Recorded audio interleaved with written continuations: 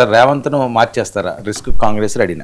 ఇప్పుడు రేవంత్ రెడ్డికి సంబంధించి అలా ఈరోజు సాయంత్రం ఆయన మీడియాను కలవబోతున్నారు. అమెరికా వెళ్లకుండా కేంద్ర ప్రభుత్వం ఆటంకాలు కల్పించడం, దాని మీద తీవ్రమైన నిరసన రావాల్సినంత ఆయన నుంచి రాలేదు, కానీ కాంగ్రెస్ నాయకత్వం మటుకు ఇది సరికాదని చెప్పారు. అంతకుముందు కూడా పినరాయి విజయన్ను కానీ కేజ్రీవాల్ను కానీ ఇలా అనేక మంది ప్రతిపక్ష ముఖ్యమంత్రులను కేంద్రం అడ్డుకున్నటువంటి సందర్భాలు ఉన్నాయి. కానీ రేవంత్ రెడ్డిని ఎందుకు అడ్డుకున్నారు, దీని మీద కూడా వివాదం నడుస్తుంది. ఆయన అమెరికా వెళ్ళినప్పుడు న్యూయార్క్ మేయర్గా ఉన్నటువంటి సోషలిస్ట్ మమ్దానిని కలుసుకుంటానని చెప్పి అందులో రాశారు.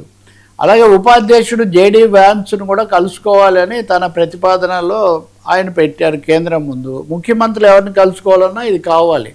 వీళ్ళిద్దరిని కలుసుకోవడం కంటే ట్రంప్ కుమారుడైన చిన్న ట్రంప్ను కూడా కలుసుకోవాలని చెప్పి ఆయన తలపెట్టాడు.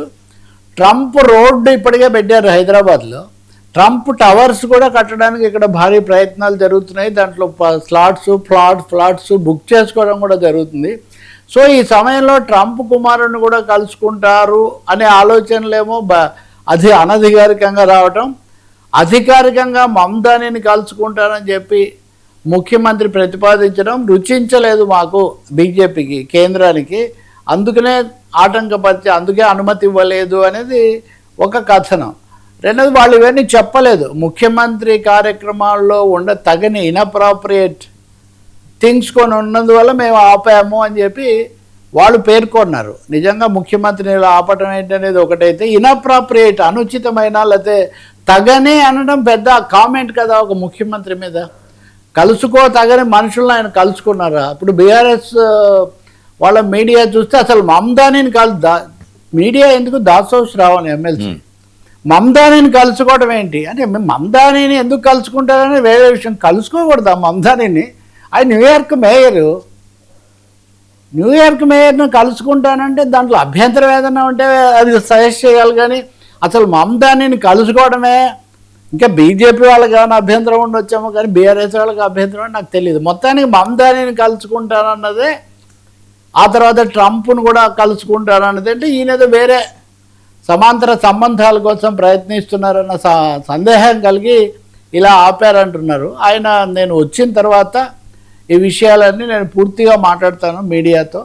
ఇప్పటికైతే నాకు అండగా ఉన్నందుకు ఖర్గేకు వీళ్ళకి అభినందనలని ఆయన ఒక ట్వీట్ చేశాడు. అయితే ఆగస్టు సంక్షోభం, అమెరికా సంక్షోభం ఇవి రెండు ఎన్టీఆర్కు కలిసి వచ్చినట్టే రేవంత్ రెడ్డికి కూడా కలిసి వచ్చి కొండా సురేఖ కుమార్తె మాట్లాడిన మాటలు, ఆ తర్వాత కొండా సురేఖ కూడా నా మీద దాడి జరుగుతుంటే మీరు ఊరుకున్నారా అంటాం. 15-16 మంది శాసనసభ్యులు రేవంత్ తరఫున మాట్లాడి ఇట్లా వరుస ఘటనలు రేవంత్ నాయకత్వాన్ని, ప్రభుత్వాన్ని సవాల్ చేశాయి.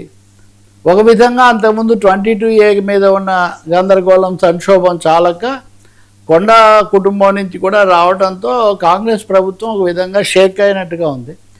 రేవంత్ రెడ్డికి చాలా ప్రాధాన్యత ఇది ఇచ్చి ఆయన మొదటి ఇంటర్వ్యూ ఇచ్చిన సంపాదకుడు లేదా అధినేత రాస్తున్న ప్రకారమే చూస్తే రాష్ట్రంలో కాంగ్రెస్ పార్టీకి ఒక దిశానిర్దేశం లేదు అన్న అవిశ్వాసం ప్రజల్లో ఏర్పడింది.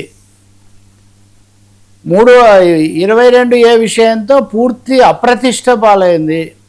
సో అప్రతిష్ట, అవిశ్వాసం, అనైక్యత ఇలాంటి వాటితో అతలాకుతలం అవుతున్నప్పుడు ఏం జరుగుతుందని కొండా సురేఖ కూడా ఎదురుదాడి చేశారు మొన్న.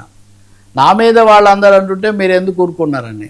కానీ ఆ తర్వాత మళ్ళీ ఆమె హుటాహుటిన వెళ్ళి మల్లికార్జున్ ఖర్గేని కలిసి సర్దుబాటు ప్రయత్నించారు. అయితే పిసిసి అధ్యక్షుడు మహేష్ గౌడ్ చేసిన ప్రకటన మనం చూస్తే, నిన్ను ఇది వరకు కాపాడాను కానీ నేను ఇప్పుడు కాపాడలేను, ఎందుకంటే మీరు శృతి మించి ఇవన్నీ చేశారని చెప్పినట్టుగా కొండా సురేఖ చర్యలను కాంగ్రెస్ విడగొట్టుకుంటుంది.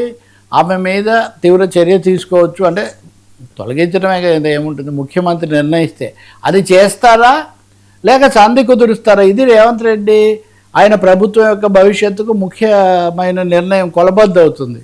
కొండా సురేఖతో మళ్ళీ సర్దుబాటు కనుక చేస్తే రేవంత్ రెడ్డిని సర్దుకోమని చెప్పినట్టు లెక్క.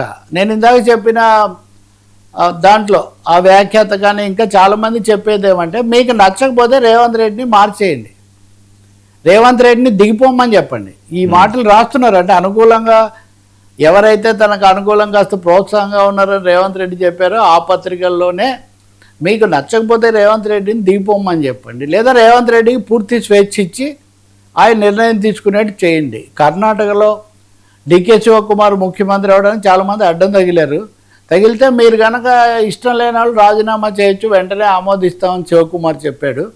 అలాంటి పరిస్థితి తెలంగాణలో గట్టిగా తీసుకుంటే కాంగ్రెస్ నిలబడుతుంది.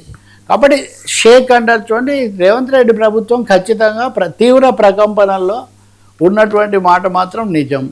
అది కోమటిరెడ్డి వెంకటరెడ్డి మాటలు, కోమటిరెడ్డి రాజగోపాల్ రెడ్డి మాటలు. ఇప్పుడు ఒక మాట కూడా వస్తుంది, కుటుంబ సభ్యులు మా అమ్మాయి అంటే నన్ను ఎందుకు అడుగుతారు అని కొండా సురేఖ అడుగుతున్నారు, ఆమెను తప్పు పట్టారు.